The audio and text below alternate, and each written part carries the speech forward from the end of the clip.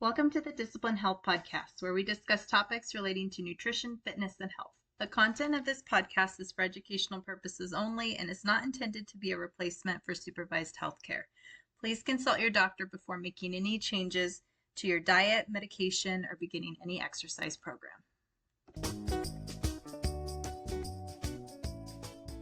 The pyramid doesn't work. We've already tried it. It's upside down. What? Sir, the pyramid is upside down. Turn the pyramid upside down. You can't be serious. That would put butter and fat at the top of the damn food pyramid!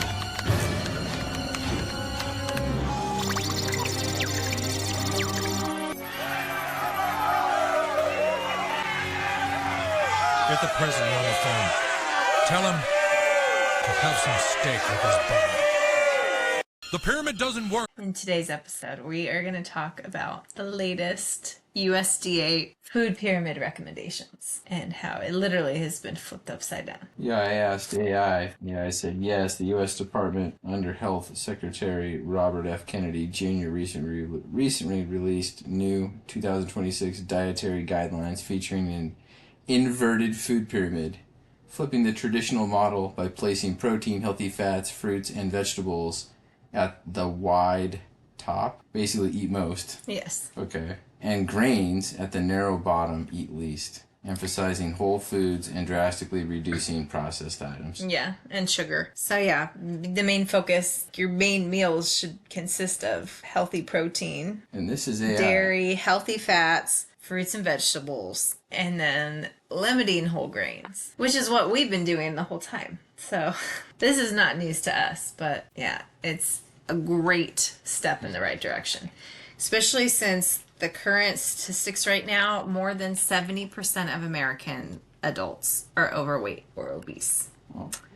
And 1 in 3 American adolescents aged 12 to 17 years old have prediabetes. That's not good. No. And diet-driven chronic disease now disqualifies large numbers of young Americans from military service. So it's a national security issue as well. And it is. The diet is driving these chronic conditions because people that have gone through these, I don't know, what do you want to say, healing journeys where they've completely transformed their diet and their lifestyle, and their chronic diseases just went away after being told that this is the cards you're dealt. Yep. It's hard to believe unless you actually go through it or you've witnessed somebody go through it, because we've been told our entire lives that you're destined to get this. Your grandpa had Alzheimer's. You're going to get, the chances of you getting Alzheimer's are high, or so-and-so had cancer. Chances of this, the family history and your chances of getting these diseases are very high. But that while that is true that it predisposes you, your diet is the number one thing that controls whether those genes turn on or off. So that controls whether or not you actually do get that disease or not.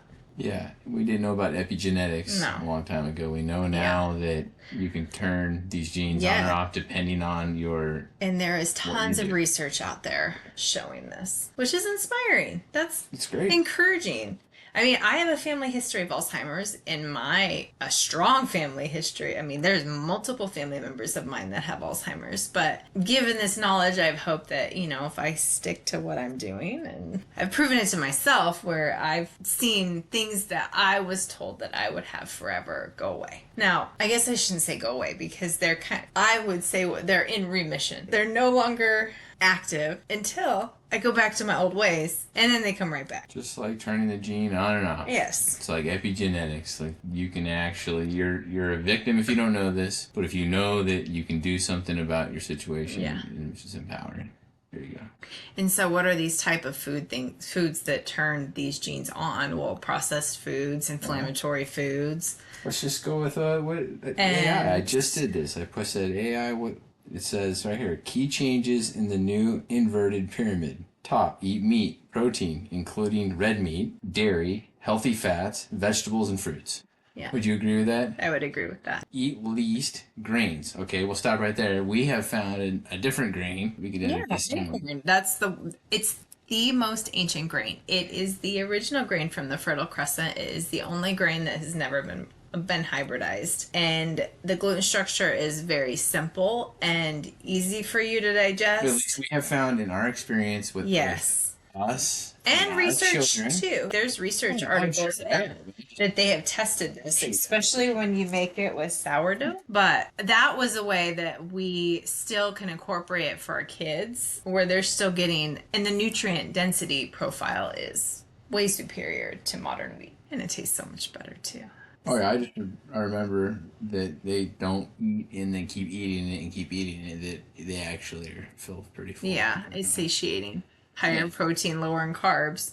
And one of the kids had gluten intolerance or was having problems, and that he can eat this. Yeah. So But yeah, the emphasis on whole foods. I mean, really, it is that simple. We make it so complicated where we think we have to go and make all these extravagant meals, and, you know, healthy eating just seems so difficult. But it really isn't. When you get into a rhythm and you figure out the foods that your family enjoys, and you get keep these staples in your home, and you just get into the routine of chopping vegetables and cooking meat and fresh fruit, hard-boiled eggs. There's so many ways to make it. you will make the cooking fit your routine. Yes. You'll find shortcuts. You'll find ways to do it. You don't have to do it this way or that way. And you don't need 50 ingredients to make it taste good. When you actually get real, fresh, good quality food, it really doesn't take a lot to make it taste incredible. And there's these certain foods that agree with you. You get really good at making them over and over, and you become really efficient. You create that program. Right this way, you get more energy to do more, and you're Yeah. like, it's an upward spiral. You're either going up when you're eating the way that our bodies have been designed to eat, and we're nourishing our bodies properly and not eating inflammatory foods. You have more energy, your sleep is better, your mood. So it says, why the flip? Shift from old model. This is a major departure from the original 1992 pyramid, grains at the base, and even the 2011 My Plate model, reflecting new nutritional understandings. Then it says, focus on real food. The goal is to move Americans away from processed foods and toward whole, nutrient-dense options, with Kennedy promoting eat real food as the core message. Would you Yes, agree with that? Absolutely, That's what we've been 100%. saying. That's what. And that's what it's helps us nothing to new. lose our weight and to keep it off. This is how our ancestors were eating. Yeah. And you gotta understand, how did we get here? And our ancestors were eating bread and butter. Yeah, how did we get here? And they didn't have these obesity rates, what and they're they eating didn't have more. this chronic all disease it that we have. They didn't have the depression and anxiety to the extent that we have, and the mental illness that we have. And yeah, I mean, we're a lot more sedentary. That plays a key role too. But the diet, man, you can nail in the diet. It's a huge And it change, says huge win. what it means.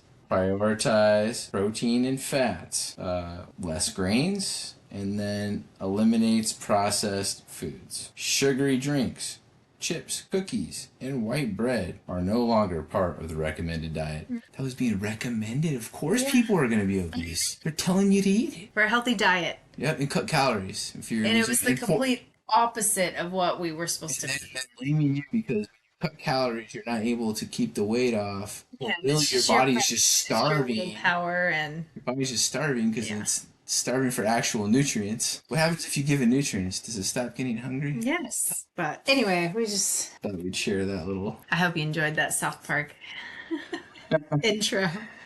Seems like it fit. Yes. But yeah, that is the way that we have lost weight fairly effortlessly, I want to say. I mean, in the beginning, you do have to go through that What foods work for you? de-addicting. Yeah, that. De-addicting yourself. I was like, weird, but it is. I mean, you don't think that you're addicted to food? Try and go without something. It's the chemicals. It's the unbalanced, natural. It's unnatural, Yeah. the balance of fat to sugar to protein ratios and all that stuff. They know. Yeah. They know how to get you. Your mi- It's a whole other topic, but it's your microbiome. They're not making money. The bacteria in your stomach changes based on what you're consuming. So if you're consuming a diet that's high in sugar, processed food, that bacteria is, the majority of that bacteria is not the bacteria that you want to be. Sorry about that. Real life. Yeah, it's changing your microbiome in a non-desirable way. Whereas if you're eating fresh fruit, fresh vegetables, you're eating meat, healthy fats like butter, olive oil, coconut oil, all those types of things, it changes your microbiome more. The more beneficial bacteria. That's what I'm trying to say. I'm trying to.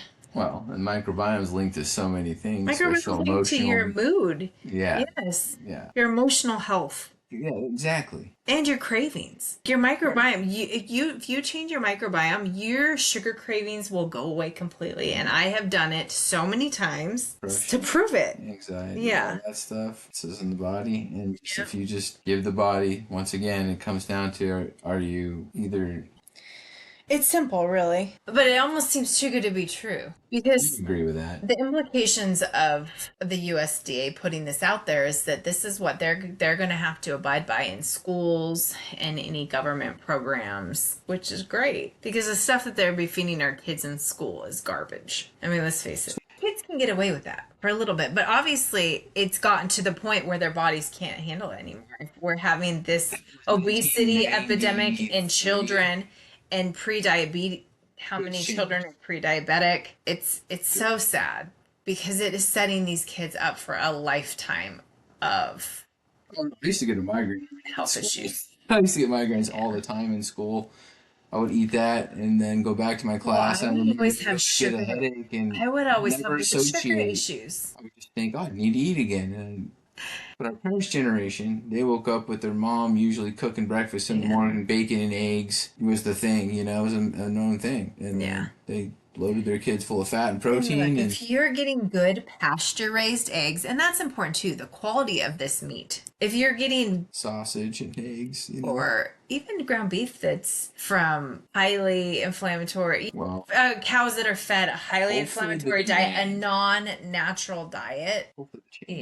For people, higher quality food become more abundantly available and affordable for people. And that's that's a challenge, right? Because how do you switch everybody over? We don't have the infrastructure. We don't have enough farmers. Our farmers have been bought out for so long that we gotta start supporting our family farms. Absolutely. Drastically help them. Absolutely. Not have a 64-ounce from that to sugar-filled drink. Even cutting it back, that's the best way is tapering back, because then your body doesn't go on shock. I've tried to go cold turkey and it doesn't work. It doesn't last long term. It's not sustainable. You need something and you need to let your body slowly adapt, and then you'll find, okay, so I'm gonna have half a Dr. Pepper tomorrow, then I'm gonna have a quarter of the Dr. Pepper tomorrow, and then just slowly start cutting it back, whatever you need to do to get there, but you eventually, and then you'll be like me, where I used to drink Dr. Pepper every day. I couldn't even imagine getting off of Dr. Pepper. I was so addicted to Dr. Pepper when I was in high school and college, and now I haven't had one in I don't even know how long. 15 years, 20 years. I haven't had. No, I don't even crave it. No. You teach your body how it's supposed to feel, because you're used to feeling terrible all the time as your baseline. Then all of a sudden you feel like the best you've ever felt in your life, and you don't want to lose that, but you will sometimes make mistakes. It does make it easier once you do switch to a healthier diet. That does make it easier to continue it, because you're feeling so great. And then when you go back and you eat the old foods that you used to eat, they used to be a staple in your diet. And then now you really feel what it was doing to you the whole time, because you have this comparison. You're like, oh man, I don't want to feel like that. I know I can feel like this. So it helps to make it a little bit easier to stick to it and to keep it long term. There's a testing phase in the beginning. But it's worth it. And you got to figure out what your body thrives on, right? I eat beets and beef every night, and I do great on that. Yeah, you'll test over time. It'll teach you the results. All right, guys. Thanks for listening. Thanks, everyone. Hi, guys. Thanks for listening. If you'd like to know more about any of our coaching programs, visit us at disciplinehealth.life.